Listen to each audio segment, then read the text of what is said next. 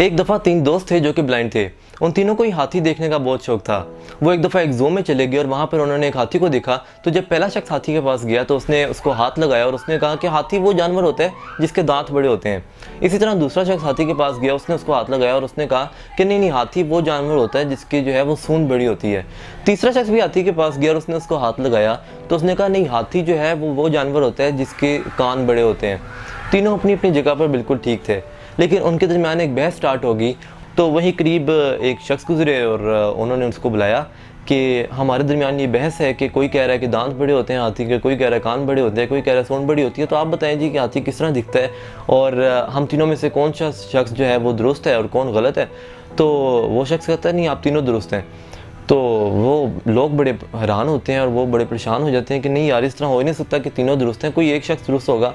तो आप वो बता दें हमें साफ साफ, तो हम बिल्कुल माइंड नहीं करेंगे और आप साफ साफ बता देंगे कौन सा शख्स जो है वो दुरुस्त है।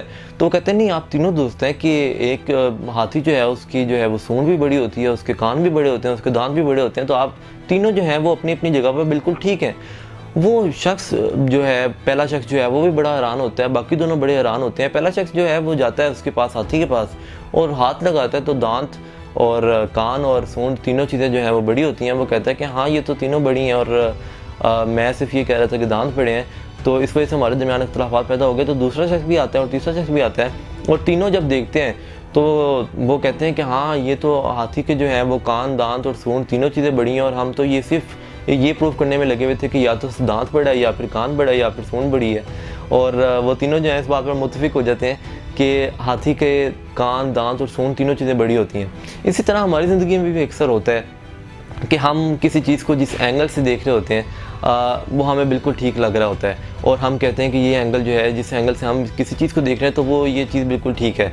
जबकि कोई दूसरा जब उस चीज़ के बारे में कोई बात कर रहा होता है या दूसरा कोई अपना पर्सपेक्टिव शेयर कर रहा होता है तो हम उसको जो है वो जज करने लग जाते हैं या फिर हम कहते हैं कि नहीं नहीं, ये जो मैं कह रहा हूँ वो ठीक है, तो तुम हो सकता है गलत हो। अब मैं अगर यहाँ पर आपको ये पेपर दिखाऊँ और पूछूँ कि ये क्या लिखा हुआ है तो आप कहेंगे ये 6 लिखा हुआ है, लेकिन अगर इसको मैं खुद देखूँगा तो मेरे लिए ये 9 लिखा हुआ है। मैं जब दोबारा आपको दिखाऊँगा तो वो आप ये कहेंगे कि नहीं नहीं यार ये 6 लिखा हुआ है, आप वो गलत बात कर रहे हैं, आपको शायद कोई गलत फहमी हो गई होगी, ये 6 लिखा हुआ है 9 नहीं लिखा हुआ, आपको शायद कोई गलत फहमी है, ये देखने में कोई हो सकता है प्रॉब्लम आ गई हो, तो ये जो है वो बिल्कुल 6 लिखा हुआ है। अच्छा, अब इसमें जो आप देख रहे हैं वो भी बिल्कुल ठीक है और जो मैं देख रहा हूँ वो भी बिल्कुल ठीक है।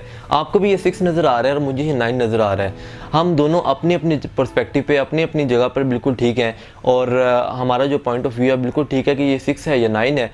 और लेकिन हम इस चीज़ को नहीं देखते, हम उसके पीछे एक रीज़न को नहीं देखते कि जब मैं आपको दिखा रहा था तो ये आपके लिए 6 था, लेकिन मैं जब उसको खुद देख रहा था तो मैं पलट के देख रहा था और मेरे लिए 9 लिखा हुआ था। हम अपने पॉइंट ऑफ व्यू को तो सही करार देते हैं लेकिन हम दूसरे के पॉइंट ऑफ व्यू को समझने की कोशिश नहीं करते, जिसकी वजह से अक्सर हम देखते हैं कि दो लोगों के दरमियान जब बहस हो रही होती है तो वो उसकी वजह यही होती है कि वो दोनों अपने तौर पे बिल्कुल ठीक बात कर रहे होते हैं लेकिन वो दूसरे के पॉइंट ऑफ व्यू को समझ नहीं पा रहे होते। अगर आपको ये वीडियो पसंद आई हो तो लाइक कीजिएगा, अपने फैमिली मेम्बर्स और फ्रेंड्स के साथ शेयर कीजिएगा। शुक्रिया।